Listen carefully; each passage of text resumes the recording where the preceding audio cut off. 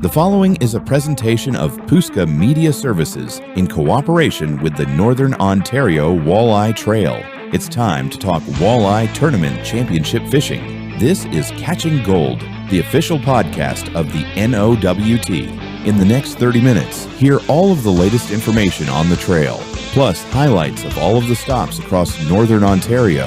We will interview the anglers, corporate partners, volunteers, and bring you inside access like never before. Watch Catching Gold on the YouTube channels of the Northern Ontario Walleye Trail at the official NOWT, the Northern Corridor Podcast Network, and PuskaMediaServices.com. Now let's hear from the guys, host Dennis J. Puska, and trail executive members and anglers Shane Turcotte and Dean Bliss.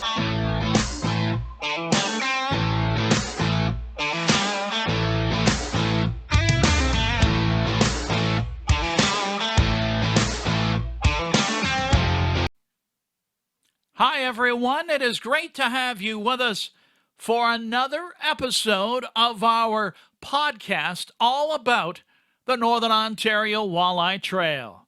This is episode 8 of Catching Gold. I'm Dennis J. Puska, and as we enter the month of August, that means we are slowly getting to the home stretch of the NOWT season.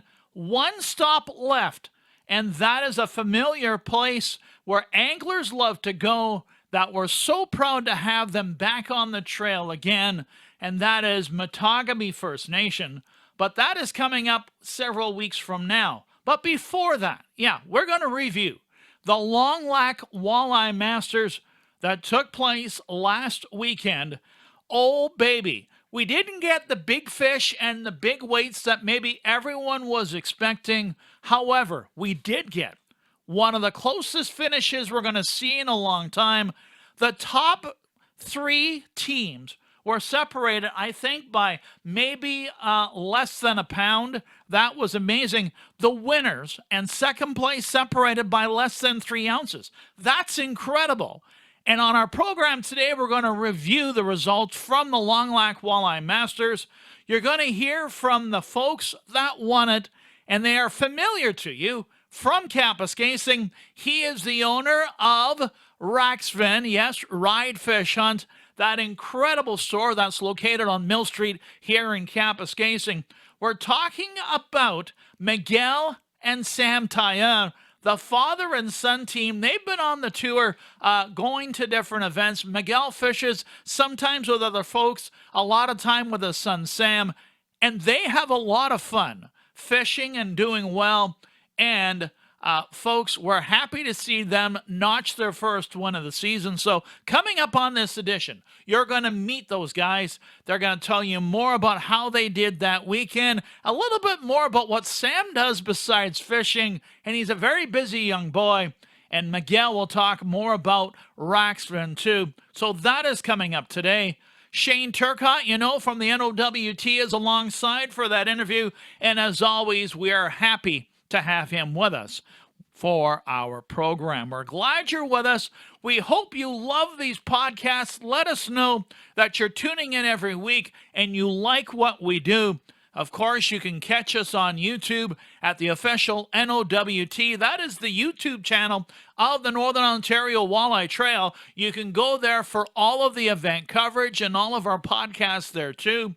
We are also on PuskaMediaServices.com by clicking on the Northern Ontario Walleye Trail. All the episodes are there individually that you can listen to at any time. And you can also find us on our YouTube channel at the Northern Corridor Podcast Network. And there, you can also catch a couple of other podcasts that we have up there. The All Jacked Up, the official podcast of the Hearst Lumberjacks of the Northern Ontario Junior Hockey League. We also have Between the Bay and the Bench with your MPP Guy Bourgoin. Those are up there on our show. And Be Northern Proud, Be Northern Aware, our series we did on fraud prevention, all on our YouTube channel. And all of our audio podcasts are available wherever you get them, on Apple, Spotify, as well as on other platforms too, the iHeartRadio app, and much more. Well, friends, we're going to pause for a break on our program. When you return, we are going to go through the results of the event and then get you ready for our conversation with Miguel and Sam Tyre. This is episode number 8 of Catching Gold, the official podcast of the Northern Ontario Walleye Trail on the Northern Corridor Podcast Network. Back with more in a moment. This is the Northern Corridor Podcast Network, the home of the Sports Hub. Between the Bay and the Bench with your MPP Guy Bourgoin. All jacked up, the official podcast of the Hearst Lumberjacks of the Northern Ontario Junior Hockey League. Be Northern Proud, Be Northern Aware, a fraud prevention podcast series, and Catching Gold, the official podcast of the Northern Ontario Walleye Trail. Tune in at PooskaMediaServices.com, on social media with Facebook, X, Instagram, and LinkedIn, and wherever you get your podcasts at YouTube, Apple, Amazon, Google Play, Spotify, and iHeartRadio. Listen to one of our episodes today. And welcome back to the Northern Corridor Podcast Network and episode 8 of our show. It is great to have you with us. Well, the Longlac Walleye Masters is such a neat event. I've been following them on their Facebook page, and they're so great at posting video and looking at the different volunteers and what they're up to, and such a neat community activity. Alan Wallette and his group do such a phenomenal job, and it looked like it was another well-attended event. Maybe next year we're looking at bringing the show on the road and maybe attend a few of these events, and Longlac is definitely one of them. That would be right up there. So let's take a look now at how day 1 of the results of the Longlac Walleye Masters were. And again, everything was pretty bunched up and tight in terms of the top 5 spots. So here's what happened. Dawson Bernath and Raphael Ramsey led the way after day 1. They were followed by Miguel and Sam Tyre. So the winners were from second to first, and they did not win by much. More in a moment on that. Alex Turgeon and Anthony Bosset were third. Jesse and Francis de Champlain, yeah, they're so good at what they do. They were in 4th place after day 1. And Jacob and Sylvain Beauvais were 5th. And that's after day 1 of fishing in Longlac at that event. So as we fast forward to day number 2, this is the way things were. We're going to start off in 5th place, and that's where Jesse and Francis de Champlain of Dubreuilville were. They were at 19 pounds completely. Then in 4th place, Jacob and Luca Gauthier at 19 pounds 20 ounces, not bad. Then Dawson Bernath and Raphael Ramsey, the leaders after day 1, they were 20 pounds 58 ounces. Followed by in 2nd spot, the guys who were 3rd after day 1, Alex Turgeon and Anthony Bosset at 20 pounds 85 ounces. So, where does Miguel and Sam Tyre fit into the whole thing? How about this? 20 pounds 88 ounces. Yes, the difference is just 3 ounces between 1st and 2nd, 30 ounces between 1st and 3rd, and just over a pound between 1st and 4th. How amazing is that? These numbers were outstanding and really hard to fathom. And I was so impressed when I saw the results, and I had to kind of scratch my head and rub my eyes a little bit because I couldn't believe how close the results were. And I'm sure all the anglers were that way, and even the organizers, when they were putting the final weights in, had to make sure everything was correct and could not believe how tight things were there. So once again, the winners, Miguel and Sam Tyre, are finishing with 20 pounds, 88 ounces. You're going to hear more about their day 2 fishing coming up very shortly, with Alex and Anthony at 2nd place, followed by Dawson and Raphael 3rd, and then Jacob and Luca 4th, and Jesse and Francis finishing in 5th. And how will that affect the Angler of the Year standings? Well, we're going to talk more about that in a future episode of our show. We understand that the NOWT Brain Trust is working on those numbers, and we will, on a future episode of our show, update the NOWT Raxfin Angler of the Year and the NOWT Garmin Youth Angler of the Year as well. So make sure you stay tuned for that. But again, congratulations on our first-time winners, Miguel and Sam Tyre of Kapuskasing, a father and son team winning. I think that's the great story in itself. Pretty amazing stuff, what's gone on there. Well, friends, that's the results portion of our show. That's how the results went, and we hope you enjoyed that. What we're going to do is take a break. Well, during the break, you're going to look at the results again from the Longlac Walleye Masters, the top 5, and a video we put together thanks to some photos off of the Longlac Walleye Masters Facebook page. We are also going to bring you a neat video as we come back about Raxfin, located on Mill Street in Kapuskasing. Thank you to Alexa for putting together such a great video, and that is going to both lead us into our segment with Shane Turcotte, myself, and the Tyres, but it's also going to outro us to commercial and as we come back to our final wrap-up. And that's the next time you'll hear from me. Coming up next, our conversation with Miguel and Sam Tyre.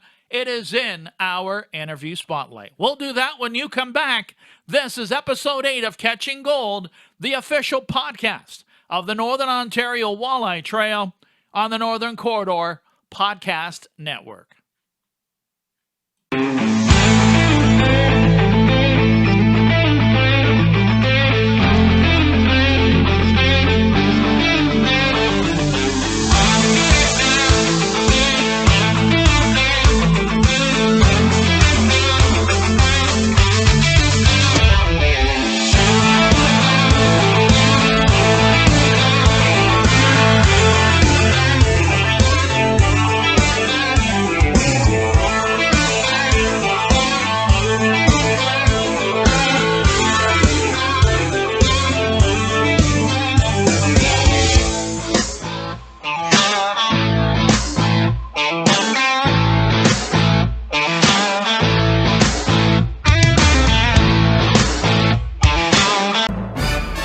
This is the Northern Corridor Podcast Network, the home of the Sports Hub.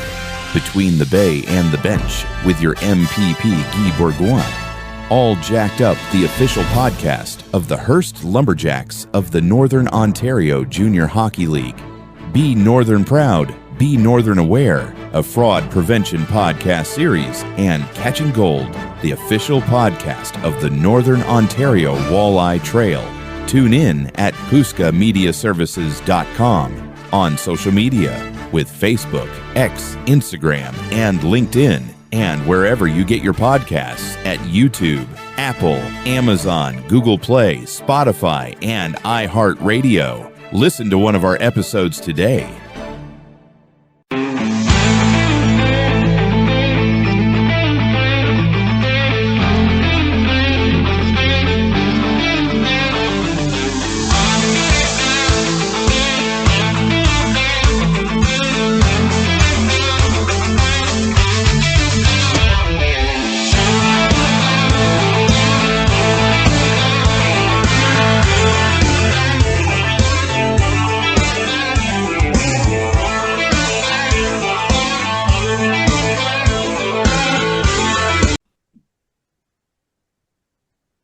And welcome back to episode 8 of Catching Gold, the official podcast of the Northern Ontario Walleye Trail.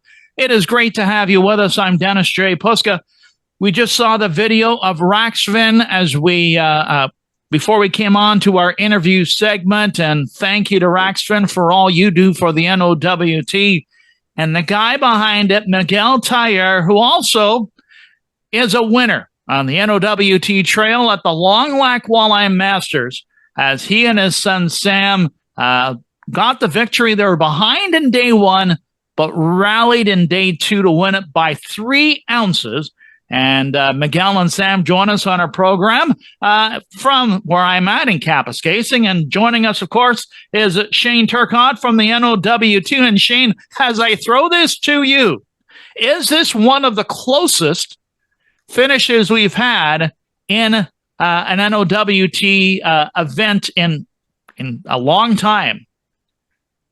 I think this one does rank up there as the closest victory. I'm sure the guys that were in second place probably that hurt a little bit, but when you look across to see who won, how can you not help but feel good? Because I mean, we're talking about another father-son duo, and again, I'm going to throw it to the guys there in a second, but Sam has been. He's been poking around the NOWT for a long time, hanging out with Dad and fishing some tournaments. But man, he gets his first NOWT victory. That is impressive, and at a young age. And you know what? A lot of guys out there thought it probably wasn't going to be long because he's always watching what Dad does, and I know that he fishes quite a bit by himself, even with live scope, and he's a pretty talented young man. And I think we're going to see a lot of big things from this team, but even Sam probably in the future as he continues to hang out with us here on the NOWT. I hope he sticks around. And but I'm going to throw it over to those guys. Guys, like, how did it feel when you knew that you won? I mean, it was so close. Everybody's trying to do the math, but it came out that you won. How did that feel? Sam, tell me how it felt.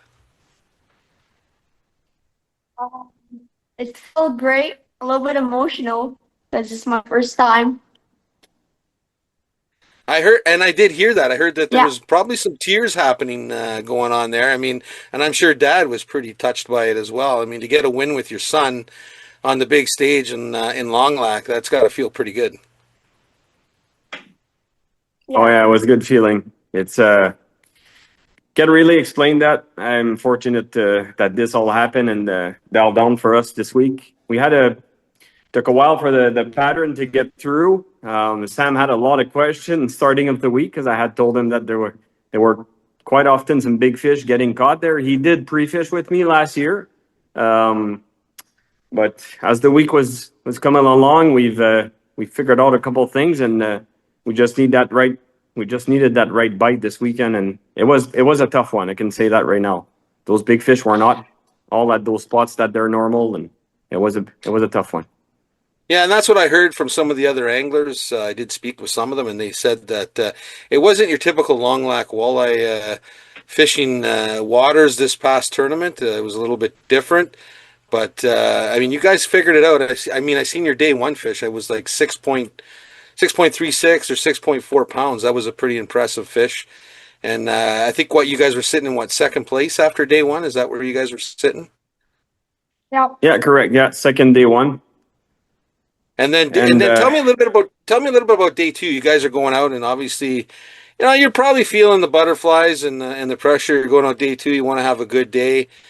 And when did you get your first big fish on day two? 11. It was our first big fish. We did see. We changed spot A lot. a couple times.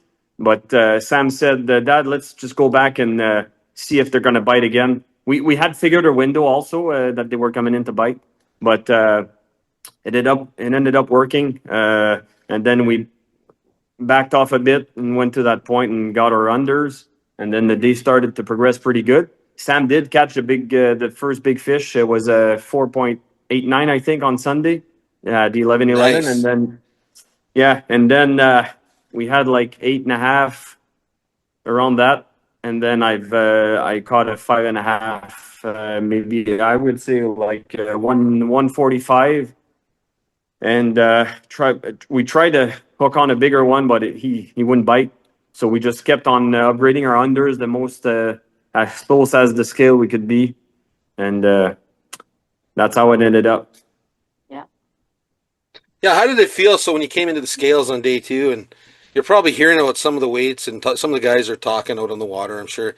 I mean, where did you think you might going to slot in? Did you think maybe you had a chance to win out on the water, and you were feeling pretty good, or? Well, all our scales, we were like the top three, and we were like, this is what I have on mine and all that, and Yeah.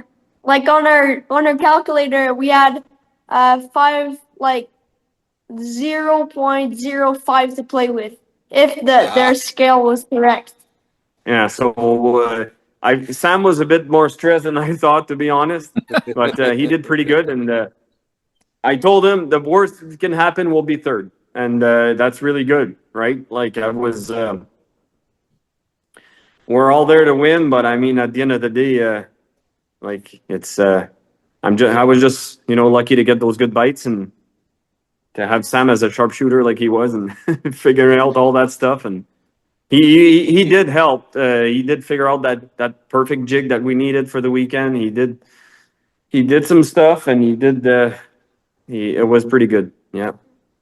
That's awesome. And I mean, I speak from my own experience getting to fish with my daughter, and it's not even about how you finish. It's just nice being able to spend quality time with family on the water and having your kid in the boat and side by side. And I know, Mig, that this has probably been something that you couldn't wait for as your son. A few years back when we were fishing the NOWT, and maybe Sam wasn't quite old enough yet, but now that he's at that age and he gets to jump in the boat with you, it's got to be a pretty good feeling.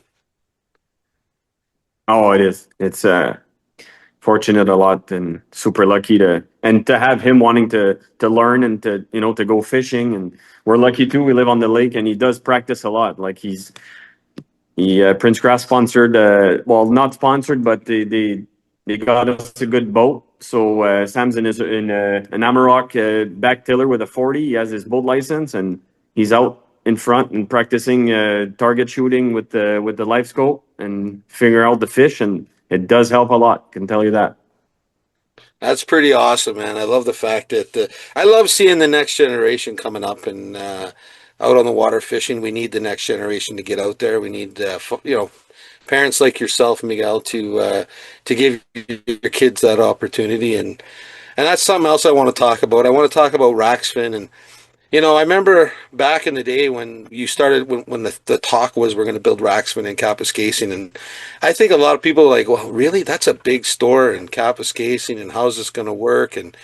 But man, you really had a vision of where you wanted to take it, and man, it's a very successful business. It caters to a lot of the anglers.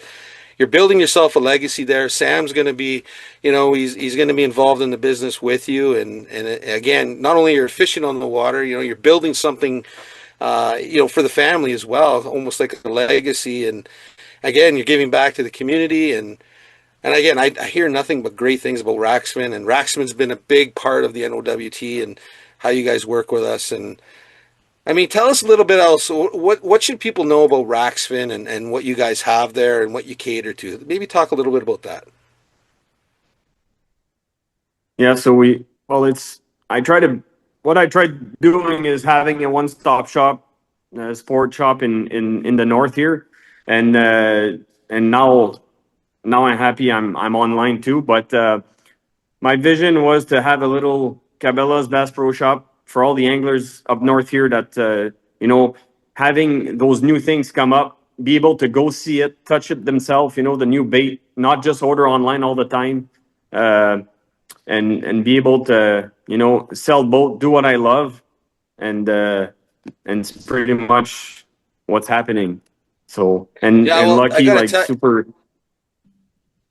Yeah, and I got to tell you, I'm pretty jealous. I mean, I live down here close to Sault Ste. Marie, and we don't have a store like Raxfin where we are, as far as, all the things that you have there. So I'm a little jealous, but I know when I do get up to Cap, one of my first stops is always at Raxfin when I'm in the area. So it's a great place to go. And like you said, I think the online thing is just kind of taking it to a whole nother level, right? So you got the ability to reach out to a lot more people with the online model. Yeah, we're lucky too. We were able to a shipper that ships fishing rods, which a lot of companies don't. And this is working out pretty good for us, the oversized stuff and everything else. And like I say, it's the one-stop shop. We'll just be able to just go there on a Friday, get your propane, get your gas, bait, worms, leeches, minnows, whatever you need, and just head out and have one place to stop. So that was a big plan of all that. And then Ranger Boat, Prince Craft, and pushing through all that stuff. It's super fun with Can-Am and Honda, BRP, and so we're super fortunate for that. And again, the NOWT super fortunate to have you on board. You've been on board for the past 5 years. And again, I know you support a lot of other tournaments as well. So you've always been an angler out there, but also giving back, understanding the landscape, and I know that everybody appreciates that. And so again, I thank you. I thank you for that from the NOWT, but also from all the anglers. We do appreciate what you're doing there, and it's awesome. I love, like I said, I love getting up there and getting to the store. But I really want to turn this back around to Thank you. longlac. So I want to ask Sam. Sam, what did it feel like to put the belt on? Because everybody goes to longlac, they want to win the belt, right? But you got the belt, you got to put it on. How did that Yeah. feel, Sam? I mean, at the meeting, I was like, "Do we keep this belt if we win?" And after I was touching it because it was pretty cool, and I would never thought maybe like in a couple years I would put it on, but now I got it. That's awesome. Now is Dad building a spot for you in the garage or somewhere else where you're going to start hanging all the winning stuff like your belt, and more things are going to come Yeah, for you. I know it. You're still young, and you're pretty good angler already for your age, and I know it's only going to get better. So hopefully Dad's got a nice spot carved out there where the trophies and the belts and everything else is going to go. Oh yeah. yeah, we got all that figured out. That's awesome. Yeah, yeah. Well, what's next for you guys? Are you guys doing Matog together, or are you doing not doing that one together?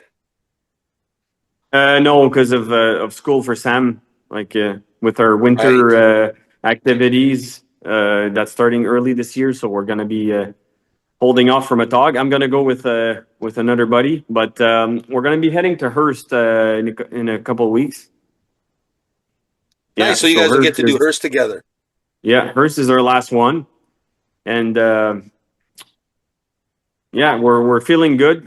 Will be no pre-fish. I'll be in Florida for a business meeting, so I'm heading back on Thursday and right Friday morning to Hearst and fish the tournament. But yeah, I'm feeling good about it, and we'll practice Awesome. this weekend in shallow water again. Yeah.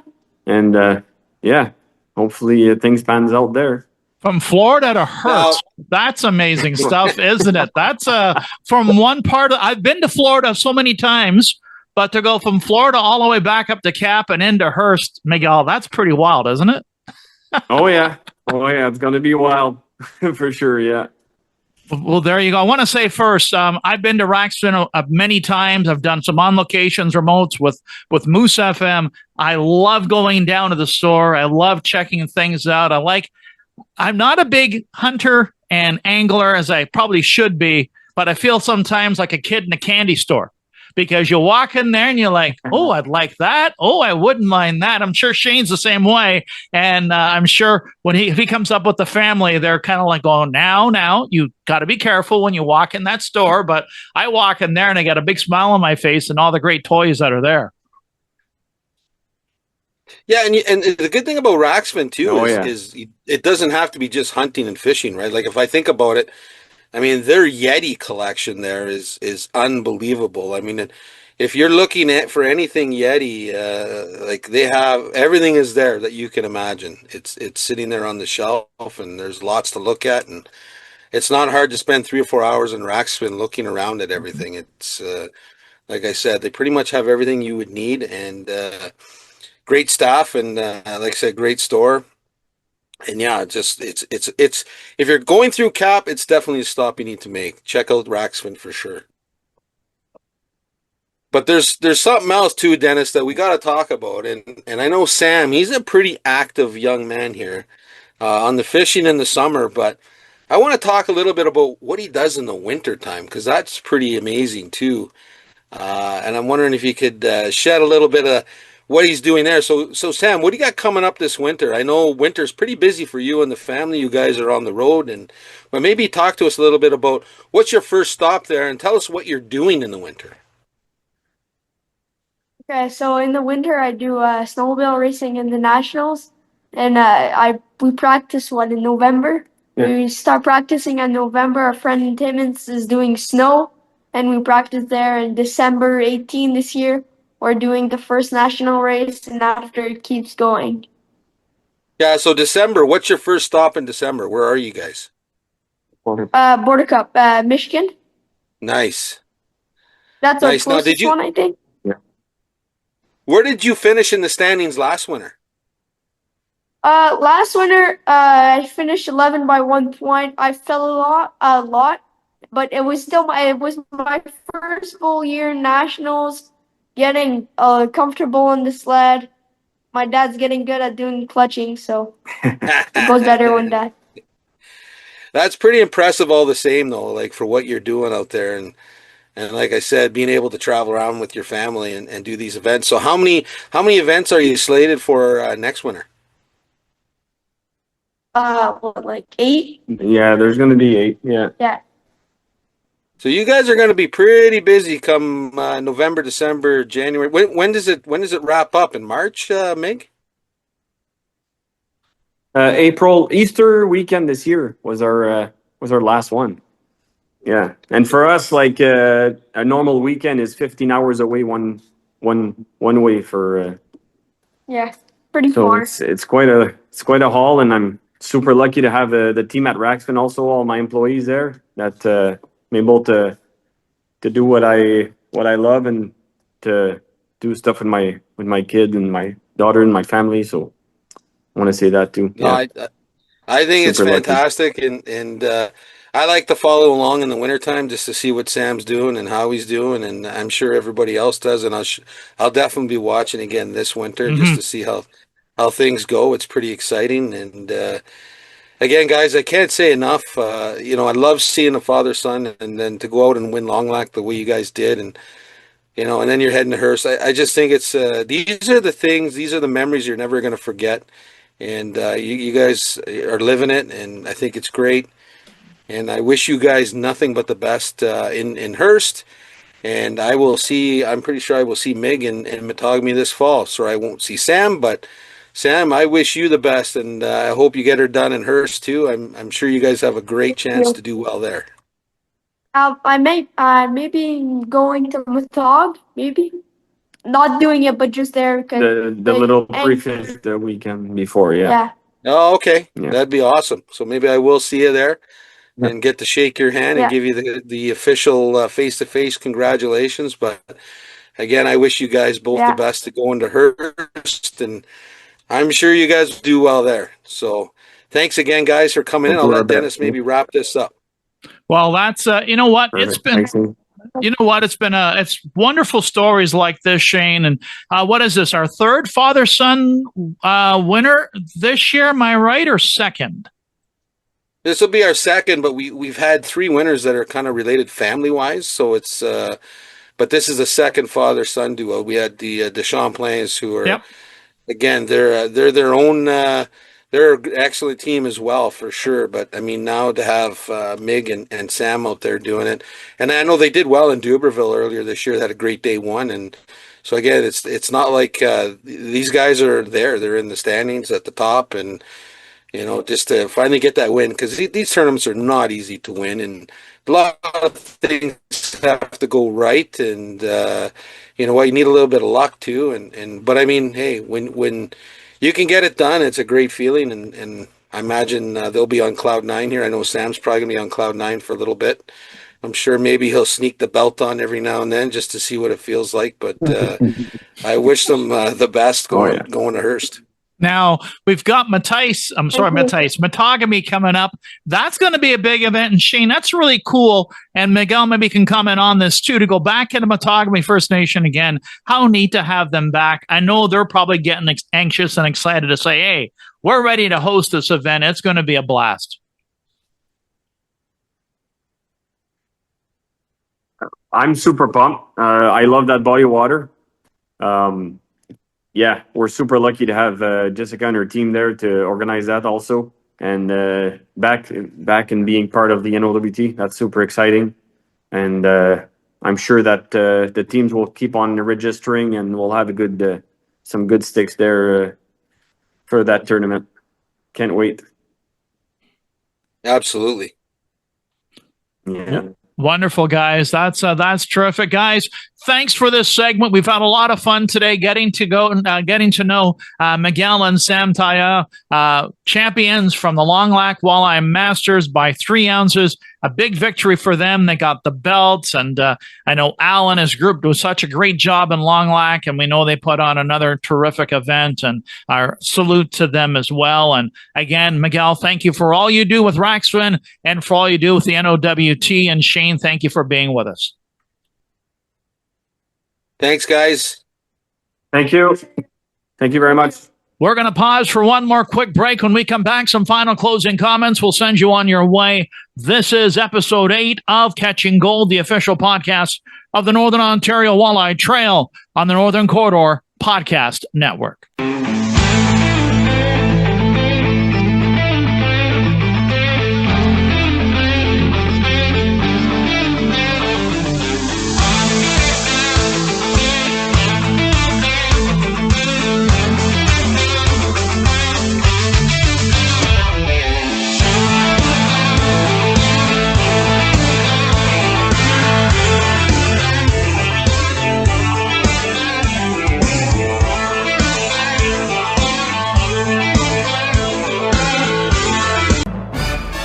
This is the Northern Corridor Podcast Network, the home of the Sports Hub.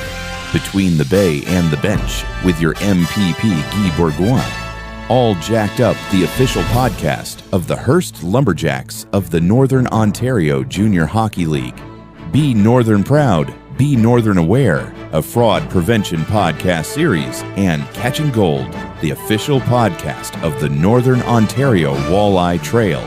Tune in at PuskaMediaServices.com, on social media with Facebook, X, Instagram, and LinkedIn, and wherever you get your podcasts at YouTube, Apple, Amazon, Google Play, Spotify, and iHeartRadio. Listen to one of our episodes today.